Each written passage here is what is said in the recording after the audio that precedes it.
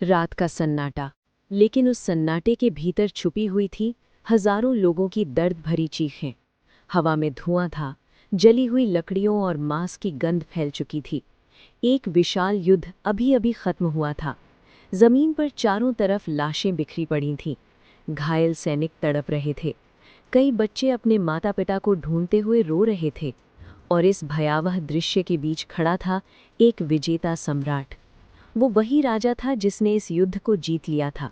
लेकिन उस रात उसकी आंखों में जीत की खुशी नहीं थी। उसकी आंखों में सिर्फ डर था, पछतावा था और गहरी बेचैनी। ये कोई साधारण राजा नहीं था। ये था मौर्य साम्राज्य का शक्तिशाली सम्राट अशोका द ग्रेट। और जिस युद्ध ने उसकी आत्मा को झकझोर दिया वो था कलिंगा वॉर। कहते हैं इस युद्ध में करीब 1 लाख लोग मारे गए और 1.5 लाख से ज़्यादा लोग कैद कर लिए गए। लेकिन सवाल ये है, कैसे एक ऐसा सम्राट जो जीत के लिए किसी भी हद तक जा सकता था, वही सम्राट बाद में शांति और करुणा का सबसे बड़ा संदेशवाहक बन गया। ये कहानी है सत्ता, महत्वाकांक्षा, युद्ध और अंत में इंसानियत की। और इसके लिए हमें लौटना होगा करीब 2300 साल पीछे। मौर्य साम्राज्य की शुरुआत। भारत का इतिहास कई महान साम्राज्यों से भरा हुआ है, लेकिन उनमें सबसे शक्तिशाली साम्राज्यों में से एक था मौर्य एम्पायर। इस साम्राज्य की स्थापना की थी महान योद्धा और शासक चंद्रगुप्त मौर्य ने। चंद्रगुप्त की कहानी भी असाधारण थी। वो कोई राजघराने में पैदा हुआ राजकुमार नहीं था, लेकिन उसकी किस्मत बदल दी एक महान गुरु ने। उस गुरु का नाम था चाणक्य। चाणक्य एक महान रणनीतिकार और शिक्षक थे। उनकी बुद्धिमत्ता और रणनीति की वजह से चंद्रगुप्त ने एक विशाल साम्राज्य खड़ा किया। ये साम्राज्य उत्तर पश्चिम से लेकर गंगा के मैदानों तक फैल गया। और यही था वो साम्राज्य जिसमें बाद में जन्म लेने वाला था एक ऐसा राजकुमार जो इतिहास बदलने वाला था। अशोक का जन्म। लगभग 304 ईसा पूर्व के आसपास मौर्य शाही परिवार में जन्म हुआ एक राजकुमार का। उसका नाम रखा गया अशोक। उसके पिता थे बिंदुसारा, जो चंद्रगुप्त मौर्य के पुत्र थे।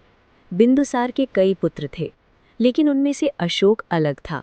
वो बचपन से ही तेज, साहसी और बेहद जिद्दी था। युद्ध कला में उसकी रुचि बहुत ज़्यादा थी। तलवार चलाना, घुड़सवारी करना और युद्ध की रणनीति सीखना उसे बेहद पसंद था। लेकिन उसके स्वभाव में एक और चीज़ थी, कठोरता। कई ऐतिहासिक कथाओं में बताया गया है कि वो गुस्से में बहुत कठोर फैसले लेता था। इसी वजह से कुछ लोग उससे डरते भी थे।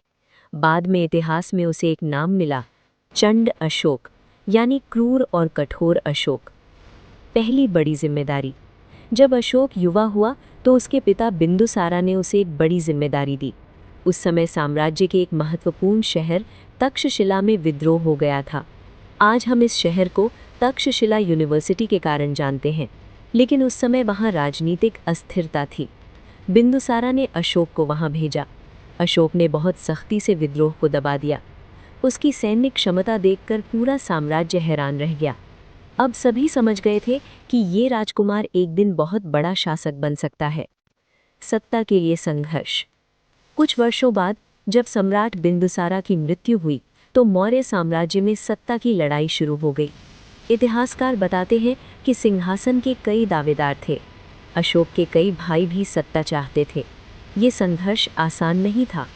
राजनीति और युद्ध के बीच अंततः अशोक विजयी हुआ और लगभग 268 ईसा पूर्व में वो मौर्य साम्राज्य का सम्राट बन गया। अब उसके पास था एक विशाल साम्राज्य और असीम शक्ति, लेकिन उसकी महत्वाकांक्षा अभी खत्म नहीं हुई थी। एक राज्य जो झुका नहीं। भारत के लगभग सारे बड़े क्षेत्र मौर्य साम्राज्य के अधीन थे, लेकिन एक राज्य था जो अभी भी स्वतंत्र था। वो था कलिंग, आज का उड़ीसा क्षेत्र। कलिंग उस समय एक समृद्ध और शक्तिशाली राज्य था। समुद्री व्यापार के कारण ये आर्थिक रूप से बहुत मजबूत था। अशोक चाहता था कि कलिंग भी उसके साम्राज्य का हिस्सा बने, लेकिन कलिंग के लोग अपनी स्वतंत्रता के लिए प्रसिद्ध थे।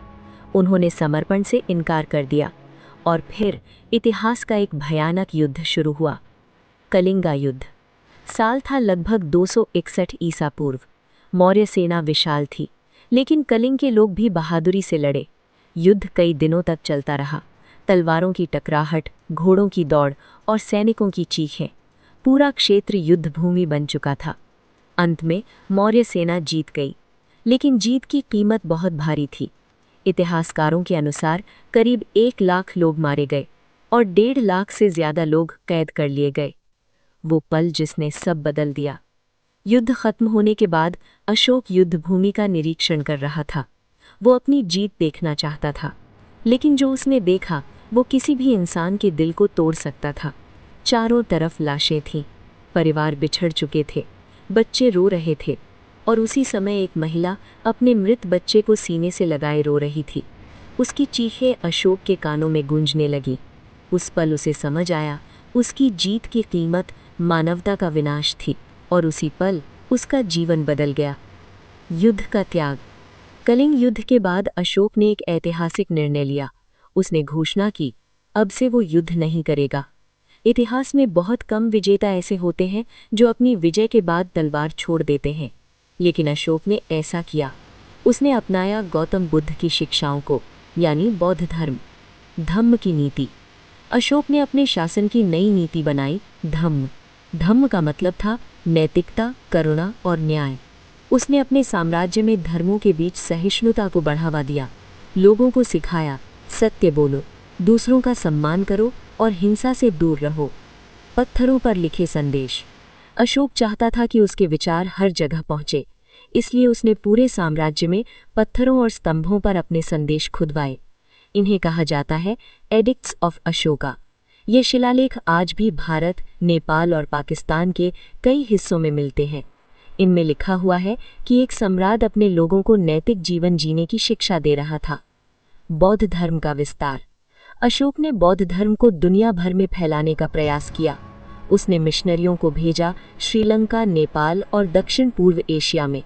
उसके बेटे महिंद और बेटी संघमित्रा श्रीलंका गए और वहीं से बौद्ध धर्म का बड़ा प्रसार हुआ। जनता के लिए काम। अशोक ने जनता के कल्याण के लिए कई काम किए। सड़कों का निर्माण कराया, कुएं खुदवाए, पेड़ लगवाए।